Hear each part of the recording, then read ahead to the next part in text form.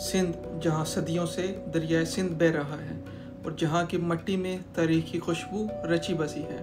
यहाँ के किले, औलिया व सूफिया के मज़ारात और सकाफ़त माजी के किस्से सुनाती है।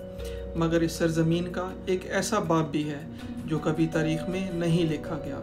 एक ऐसा बाब जिसमें इक़्तिदार का खेल शतरंज से ज़्यादा पेचीदा और जंग किसी मैदान में नहीं बल्कि लोगों के जहन और दिल जीतने या कुचलने में लड़ी जाती है।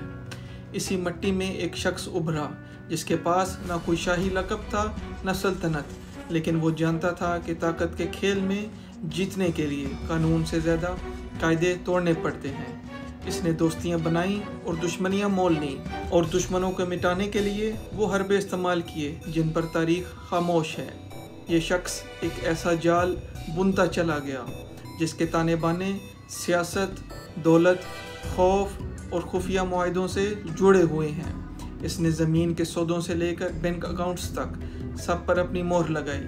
वो जेल में भी रहा और जेल से बाहर निकलकर पहले से ज़्यादा ताकतवर बन गया।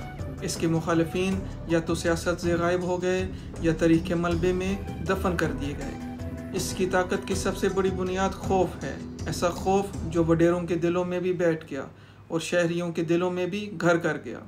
ज़ुबानें बंद हो गईं, आंखें झुक गईं और सवाल करने वाले या तो गायब कर दिए गए या मिसाल बना दिए गए। लेकिन सवाल ये है, आखिर ये सब कैसे मुमकिन हुआ? क्या ये महज एक आदमी की चालाकी थी या पसे पर्दा कोई और ताकतें इस शतरंज के मोहरे को चला रही थी? क्या ये कहानी सिर्फ सियासत की है या एक ऐसा मुआहदा है जिसमें जमहूरियत का नाम लेकर अवाम को गुलाम रखा गया है?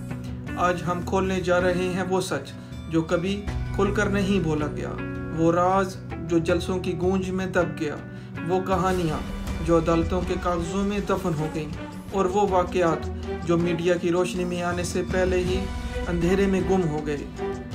ये है सिंध के बेताज बादशाह की अनकही दास्तान, एक ऐसी दास्तान जो शायद आपको हिला कर रख दे और सोचने पर मजबूर कर दे कि हमारी सियासत में असल हुक्मरान कौन है, वोट डालने वाली आवाम या वो चंद लोग जो सब कुछ अपनी मुट्ठी में कैद कर चुके हैं। कैसे हैं माय क्यूरियस फेलोस? मैं हूं मौज़म अलवी और आप देख रहे हैं मौज़म इनसाइड।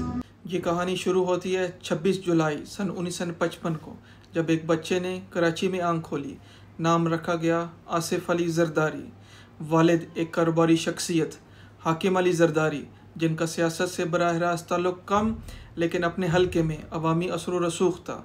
आसिफ ने इब्तदाई तालीम कराची ग्रामर स्कूल और सेंट पैट्रिक स्कूल में हासिल की, लेकिन तालीमी मैदान में वो कभी नुमाया ना रहे।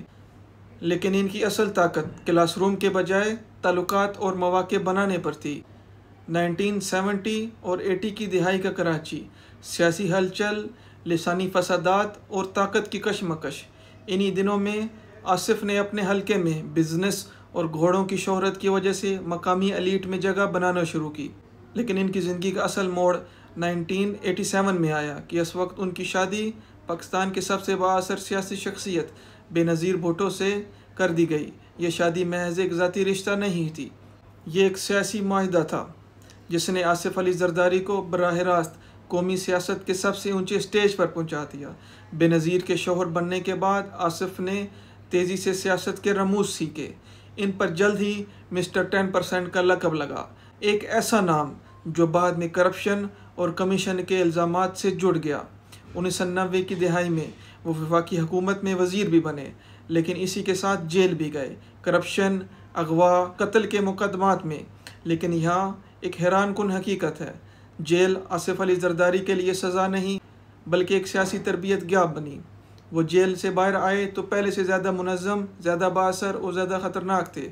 ये सिर्फ आगाज़ था। आने वाले बरसों में आसिफ अली जरदारी ने अपने रिश्तों, दौलत और ताकत के ज़रिए सिंध के सियासी नक्शे को इस तरह बदल दिया कि कोई इसके बग़ैर खेल का अगला कदम नहीं उठा सकता था। लेकिन ये सफ़र महज सियासत तक महदूद नहीं था, इसमें शामिल था खौफ का एक ऐसा निज़ाम जो हर गली, हर वडेरे और हर इदारे तक फैल गया।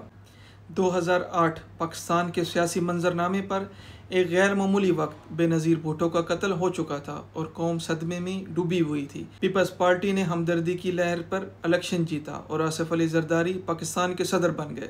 लेकिन असल खेल चंद साल बाद शुरू हुआ जब 2010 में 18वीं आइनी तरमीम मंजूर हुई। आइनी तरमीम ने सूबों को गैर मामूली खुद मुख्तारी दी। इस एक कानून ने आसिफ अली जरदारी को वो हथियार दिया जिससे वो सिंध पर अपनी गिरफ्त इस तरह मजबूत कर सके कि विफाक भी बेबस नज़र आया। विफाकी हुकूमत अब सूबाई इख्तियारात में ज़्यादा दखल नहीं दे सकती थी और यही वो खला था जिसे जरदारी ने अपनी सियासी हिकमत अमली से भर दिया। जरदारी ने सिंध की सियासी मिशन को 3 बड़े सतूनों पर खड़ा किया: वफादार वडेरों और जागीरदारों का नेटवर्क जो हर इलेक्शन में पीपल्स पार्टी को वोट दिलवा सके। दूसरा, ब्यूरोक्रेसी और पुलिस पर कंट्रोल ताकि मुखालफिन के लिए ज़िंदगी मुश्किल और हामियों के लिए आसान हो सके। तीसरा, दौलत और वसाइल की तकसीम जो सिर्फ अपने लोगों तक महदूद रहे। ये सब कुछ खुलेआम नहीं होता था, लेकिन पसे पर्दा एक खामोश लेकिन मजबूत निज़ाम बनाया गया जिसे तोड़ना तकरीबन नामुमकिन था। इस दौरान जो भी सियासतदान या अफसर इस निज़ाम के ख़िलाफ़ खड़ा हुआ या तो ख़रीद लिया गया या मंजर से हटा दिया गया। जरदारी ने अपने मुखालिफिन को खौफ और लालच के बीच फंसाकर नो गो जोन बनाया। इसकी मर्ज़ी के बगैर ना कोई कुछ कर सकता था। यही वजह है कि सिंध में हर अफसर, चाहे वो पुलिस अफसर की तैनाती हो या बड़े ठेकों का बराह रास्त, जरदारी की मंजूरी के बगैर मुमकिन नहीं था। लेकिन इस ताकत की एक कीमत भी थी और वो कीमत थी पाकिस्तान के दीगर इदारों और ताकतवर हलकों की नज़र में टू बिग टू टच होना। क्या इस दौर में जरदारी वाकई नाकाबिल शिकस्त हो गए थे या ये सब एक बड़े तूफ़ान का पेश खैमत थी? ताकत के इस खेल में अब जितनी बुलंदी पर पहुंचते हैं गिरने का ख़तरा भी उतना ही बढ़ जाता है। आसिफ अली जरदारी के लिए ये ख़तरा कभी गायब नहीं हुआ, सिर्फ शक्ल बदलता रहा। 1980 की दिहाई में करप्शन के इल्ज़ामात, 11 साल की कैद और फिर अचानक रिहाई। लेकिन असल इम्तिहान 2013 के बाद आया जब वो सदारत छोड़कर सिर्फ एक सियासी रहनुमा बन गए। सियासी मुखालिफिन ने समझा कि अब जरदारी कमज़ोर हो चुके हैं, लेकिन ये महज एक खामोशी थी, तूफ़ान से पहले की खामोशी। 2015 में कराची में रेंजर्स ऑपरेशन शुरू हुआ। MQM के बाद नज़र पीपल्स पार्टी के करीबी हलकों पर भी पड़ी। नैब ने एक बार फिर करप्शन केसेस खोले, जाली अकाउंट स्कैंडल बना, मेगा मनी लॉन्ड्रिंग और सिंध के सरकारी फंड्स के मुबैना लूटमार। इस बार दाव बहुत बड़ा था, जायदादों, बैंक अकाउंट्स और बैरून मुल्क ताल्लुकात तक सब कुछ दाव पर लगा हुआ था। लेकिन जरदारी के पास 2 ऐसे हथियार थे जिन्हें तोड़ना आसान नहीं था। पहला, सियासी डील्स का फ़न और दूसरा, वक़्त का इंतज़ार करने की सलाहियत। जब मुखालिफिन तेज़ कदम बढ़ाते, जरदारी रफ्तार सुस्त कर देते। जब दबाव बढ़ता, वो मंजर से कुछ अरसा गायब हो जाते, कभी दुबई, कभी लंदन। 2018 के बाद इमरान खान की हुकूमत ने भी इन्हें घेरने की कोशिश की। जाली अकाउंट्स केस में गिरफ्तारी, तवील पेशियाँ और जेल की सलाखें। लेकिन नतीजा, जरदारी एक बार फिर बाहर आ गए, क्योंकि पाकिस्तान की सियासत में ताकत सिर्फ अवामी मैंडेट से नहीं आती, बल्कि उन गैर मरई हाथों में भी जो खेल के असल असूल तय करते हैं। पाकिस्तान की सियासत में कोई दुश्मन मुस्तकिल नहीं होता और कोई दोस्त भी हमेशा नहीं रहता। ये असूल आसिफ अली जरदारी की ज़िंदगी में बार बार साबित हुआ। और एक वक्त था जब मुस्लिम लीग नून पार्टी की दुश्मनी ज़ाती हमलों तक पहुंच चुकी थी। शहबाज शरीफ लाहौर के जलसों में ऐलान करते थे, हम आसिफ अली जरदारी को लाहौर और लाड़काना की सड़कों पर घसीटेंगे। यह सिर्फ सियासी बयान नहीं था, यह नफ़रत की इंतहा थी। लेकिन वक्त सब बदल देता है। 2018 के बाद इमरान खान की हुकूमत बनी और ताकत का तवाज़न एक नए धारे में बहने लगा। नून लीग और पीपल्स पार्टी जो कभी एक दूसरे को ख़त्म करने पर तुली हुई थी, अचानक एक ही साफ में खड़ी नजर आई।